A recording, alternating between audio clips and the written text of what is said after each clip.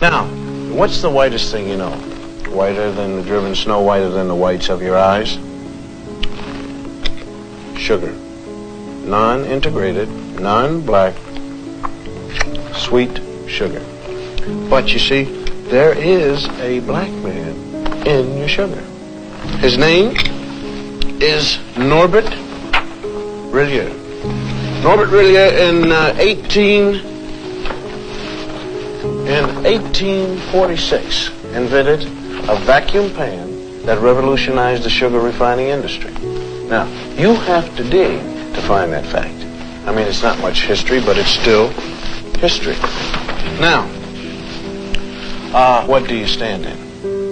In your shoes. Now, there's just you and your shoes, isn't it? Nope. See, there's a black man standing in your Oxfords with you.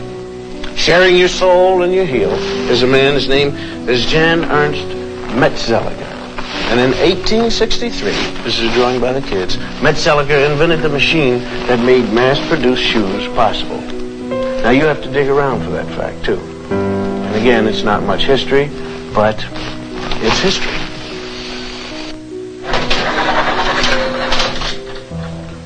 Am I coming in clear to California? I mean, is this TV signal driving through a pass in the Sierra Nevada mountains and slipping into San Francisco?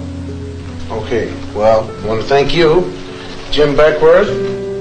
Jim Beckworth out of St. Louis, hunter, trapper, and honorary chief of the Crow tribe of Indians. We had trouble finding you, Jim. Though you helped open the West, you didn't make the books. Chicago, right here, where the Wrigley building is.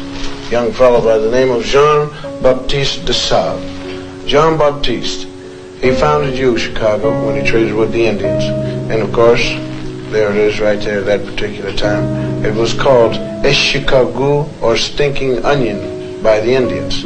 And de Sable, he didn't even change the name at all. Now you take the Lewis and Clark expedition here, right in there. You'll find a black man named York helping to open the West. Those men are trying to wash the black out of York. That's what you might call historically significant, because a lot of people think we ought to wash white, but we ain't gonna, you see.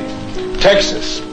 Coming to you, Texas, right down the Chisholm Trail, right here. Right down there with 5,000 black cowboys who never made it to the Hollywood Western. Did you know that? Huh?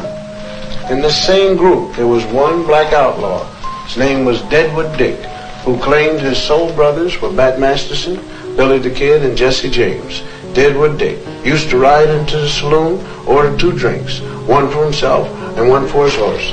And here's his horse, drinking a shot of red-eye with a straw.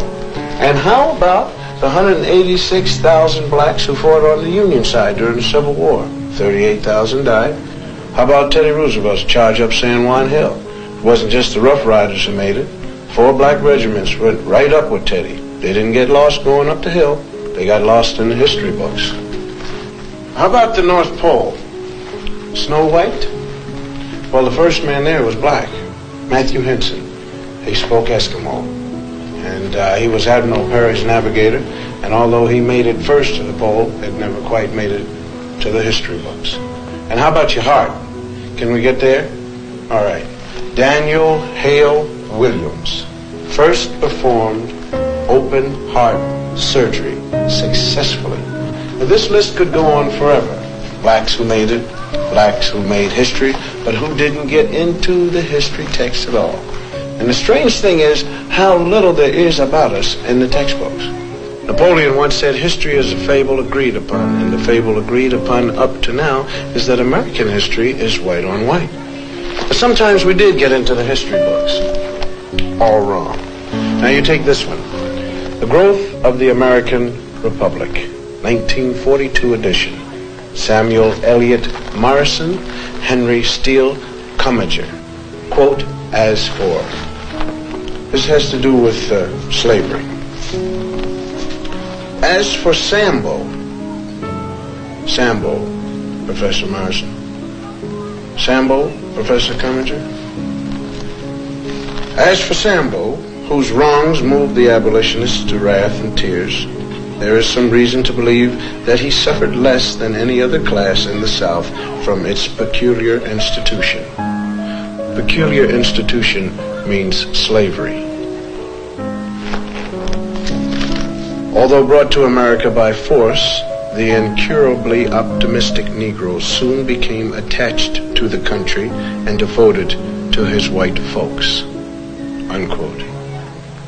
Those lines were written by two Pulitzer Prize-winning white Northern professors.